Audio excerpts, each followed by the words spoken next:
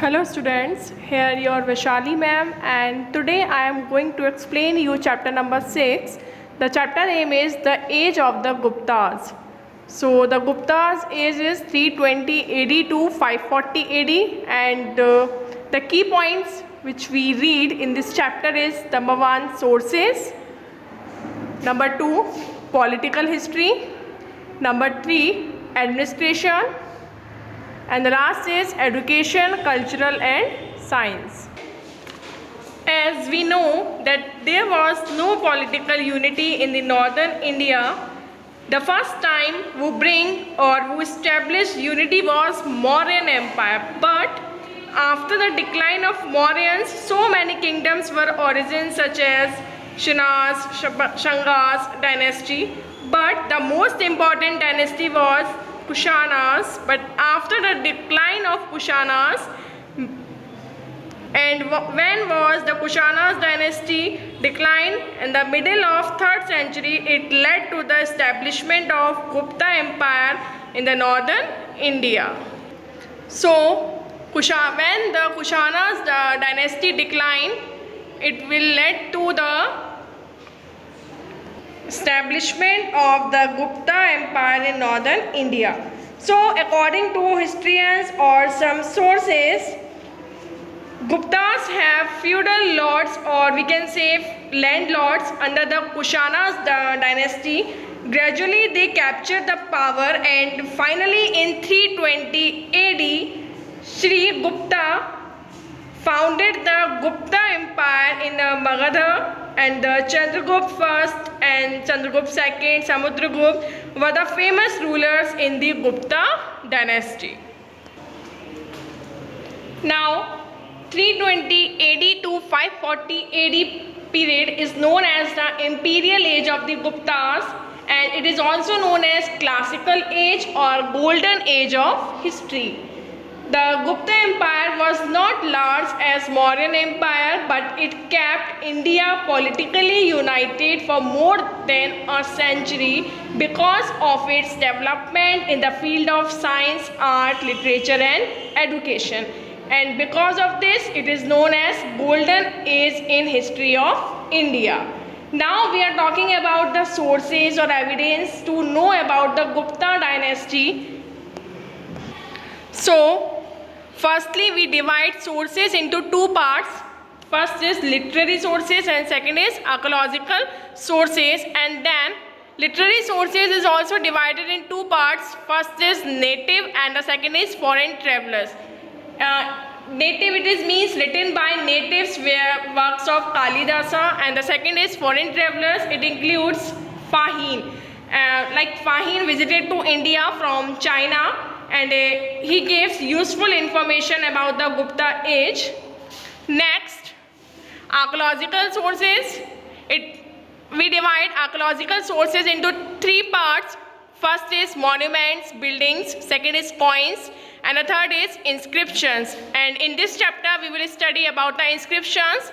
It includes Allahabad pillar, which is written by Harisena, the court poet of Samudragupta.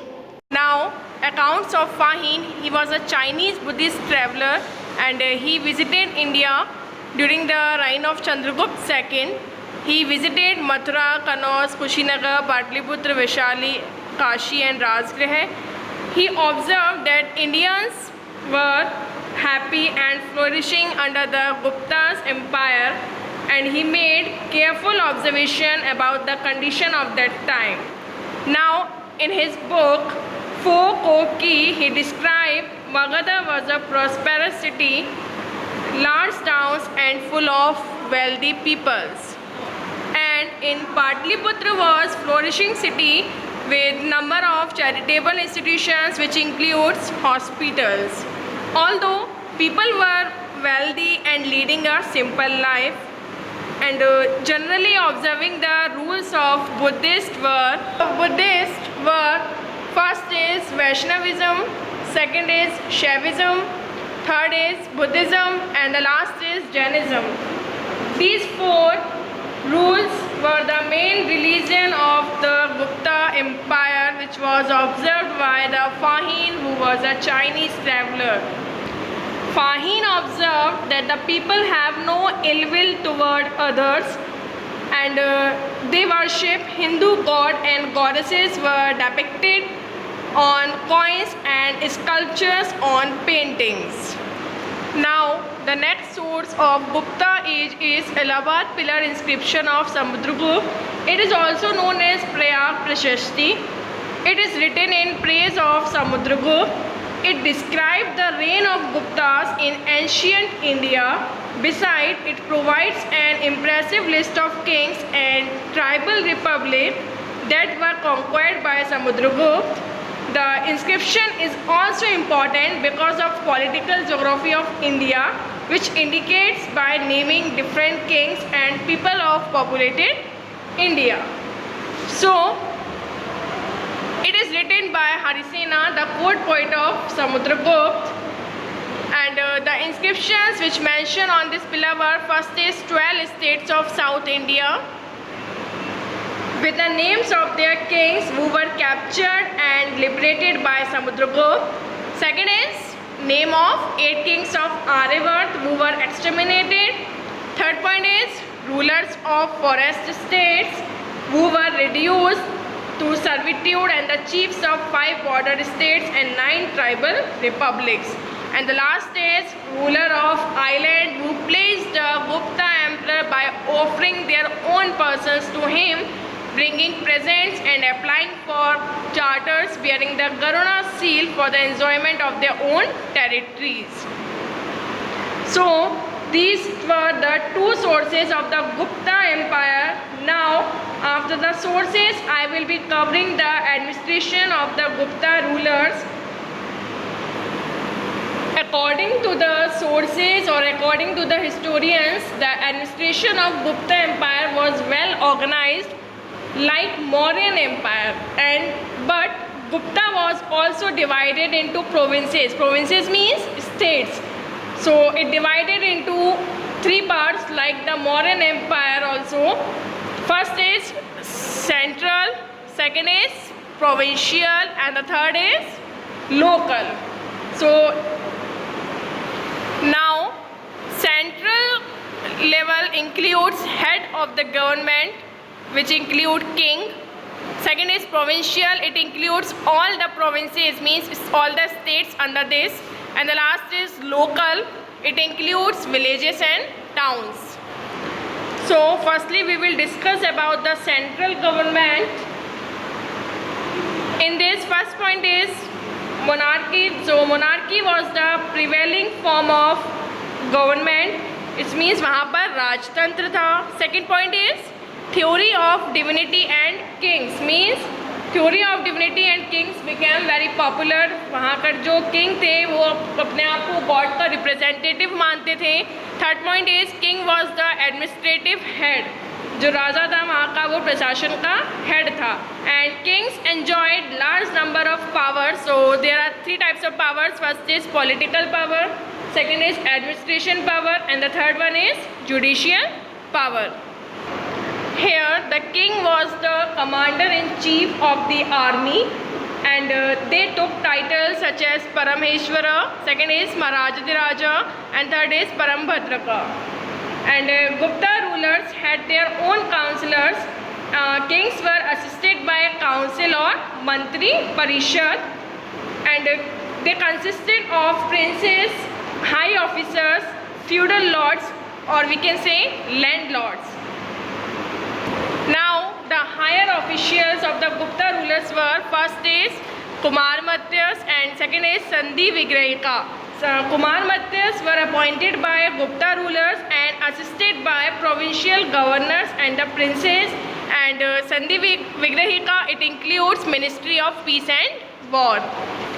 Next come to the provincial government. So the Gupta Empire was divided into provinces. Provinces means states. So we can divide provincial government into 2 parts. First is Bhuktis and second is Deshas. Bhuktis are also divided into 2 parts. Into one part which is Vishayas, and the Deshas ruled by governors, which is also known as Upparika, and it mainly involved from royal land, and the princes Next is, when we talking about the Bhuktis, it includes Vishayas and it placed under the head which is known as Vishayapati. And Vishayapati divided into two small units. First is villages and second is towns. Next we come to the local government. So local government divided into two parts. First is villages, second is towns, and it includes village headman known as Gramika, and the towns include Purapala, which is a committee of 5, and Gramika is assisted by his council. This political developments of Gupta is, so they hailed from Magad and eastern Uttar Pradesh, and we are talking about now Chandragupta first, who ruled from 320 CE to 335 CE, and his kingdom extended from mouth of river Yamuna to Patliputra. And Chandragupta first was the first important king of Gupta dynasty. He married Licchavi princess from Nepal, which strengthened his political position. His rule remained to Magad and parts of eastern Uttar Pradesh, Saketa and Prayag, and it is regarded as ruler of considerable importance because he started the Gupta era in AD 319 to 20, which marked the date of his accession. Now we are talking about the ruler Samudragupta, who ruled from 335 CE to 380 CE. So the Gupta kingdom was enlarged enormously by Chandragupta's first son and his successor Samudragupta, his court poet Harisena. He brought a glowing account of military exploits of his patrons. The inscription is engraved at Allahabad on the same pillar as the one-piece loving of Ashoka. The Allahabad inscriptions contains a long list of states, kings and tribes which were conquered and brought under various degree of subjugation. After these military victories, Samudragupta performed Ashwamedha sacrifice. He issued gold or silver coins with the legend of restorers of the Ashwamedha. It is because of his military achievements Samudragupta was hailed as Indian Napoleon by historian Vincent Smith. Now the next ruler is Chandragupta Vikramaditya, who ruled from 380 to 412 CE, and he was succeeded by his son Chandragupta II Vikramaditya. But according to some scholars, the immediate successor of the Samudragupta was Ramagupta, the elder brother of Chandragupta II. The reign of Chandragupta II saw the highest peak of the Gupta Empire.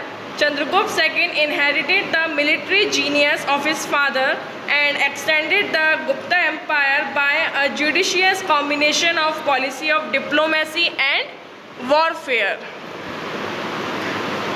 Through matrimonial alliances, he strengthened his political power. He married Kuber Nag, a Naga princess of central India.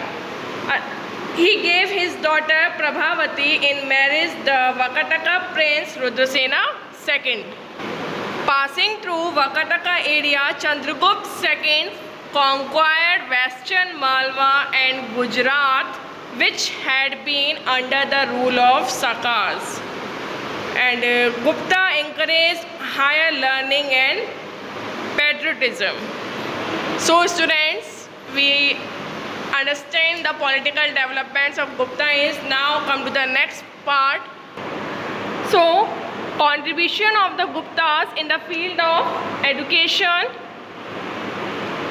The Gupta rulers encouraged higher learning and the centers of higher education like Nalanda, Takshila, Ujjain and Vallabhi, and each of these universities specialized in a particular field of study. Suppose like this, Takshila specialized in the study of medicine, Ujjain University specialized in the study of astronomy, Nalanda University focused on all branches of knowledge, but people moved to Sarnath University to study Buddhist religion, and Ajanta to specialize in art, architecture and painting. These education educational institutions, Takshila, Ujjain, Nalanda. These institutions are financed by grants of land and donation from the Gupta's king. Now we are talking about Nalanda University. So it is situated near Rajgir in Bihar, and it is a center of highest seat of Buddhist learning. It flourished during the reign of Kumaragupta I, who ruled from 415 to 455 CE. It had about 2,000 teachers and 10,000 students.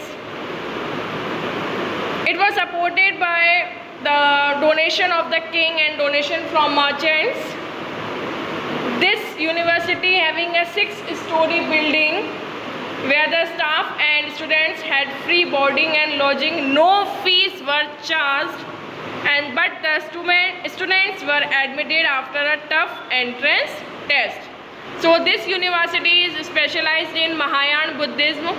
Instructions were given in logic, grammar, philosophy, astronomy, literature, Buddhism and Hinduism. And this center of learning was destroyed by Muhammad bin Bakhtiyar Khilji, who was a general of Muhammad Ghori. Now, next is contribution of the Guptas in the field of science. So when we are talking about the science, so science also made great progress during the Gupta's period. So here we are talking about mathematicians and astronomies. So when we are talking about the mathematics, name click in our mind, which is Aryabhat. So Aryabhat was a great mathematician and also astronomer during the Gupta period. He wrote Aryabhatya, which is his great scientific work, and it deals with algebra, geometry, arithmetic and trigonometry. He also find the discovery of pi formula and formula of how to find the area of a triangle. He proved that Earth revolves around the Sun and rotates on its axis. He discovered the cause of solar and lunar eclipse and the methods for calculating the timing of their occurrence. He said that like the heavenly bodies, what are heavenly bodies? Like the moon, were spherical and they got their shine from the reflected sunlight. And the first satellite sent into space was named of Aryabhat.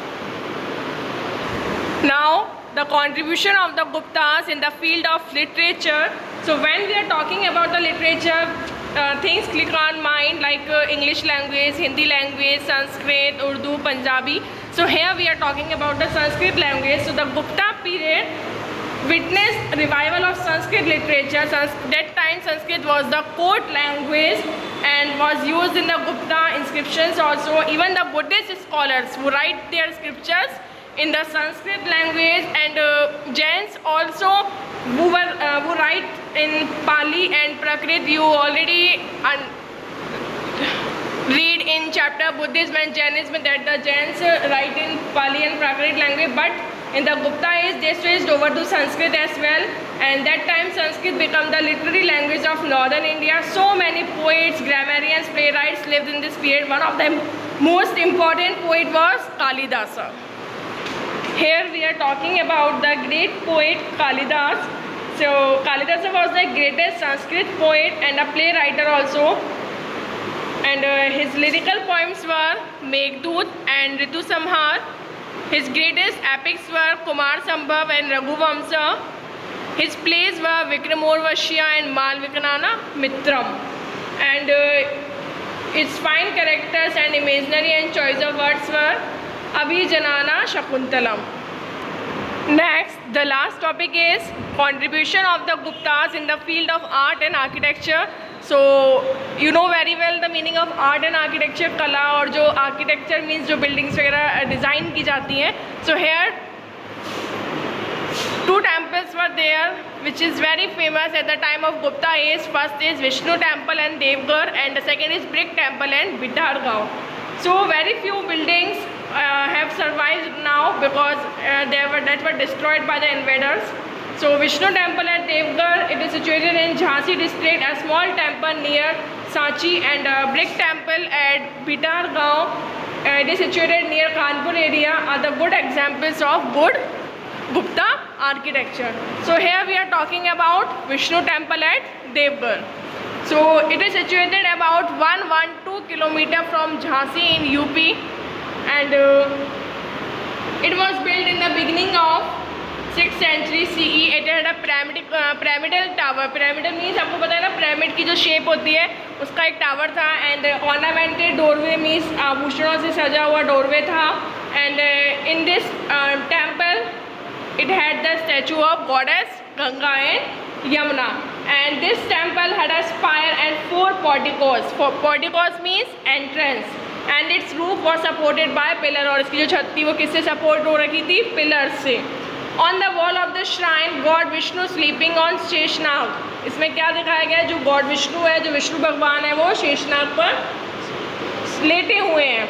There was an outer wall around the temple and figures of lotus flower sculpture on the temple gates, and this temple is also known as Dashavatar temple. Dashavatar temple means the temple of 10 incarnation of Lord Vishnu की वहाँ पर उस मंदिर में विष्णु जी की 10 मूर्तियाँ स्थापित की गई हैं. So I hope you guys are easily able to understand this chapter, the age of Guptas, and now I am going to ask you some questions. Name the picture. Yes, Vishnu temple at Devgarh. What does this picture represent?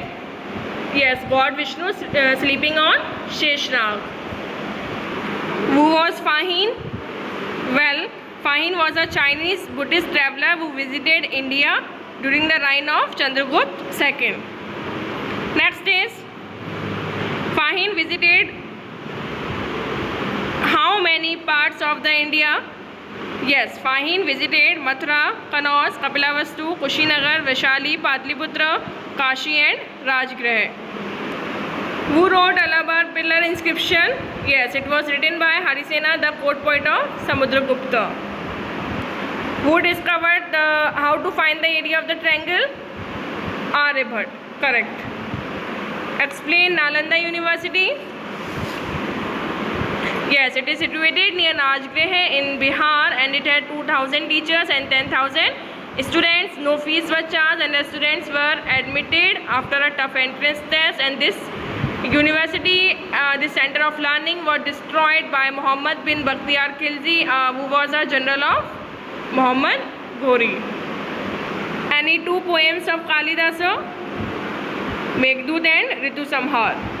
Who is the real founder of Gupta dynasty? Yes, Chandragupta I is regarded as real founder of the Gupta dynasty.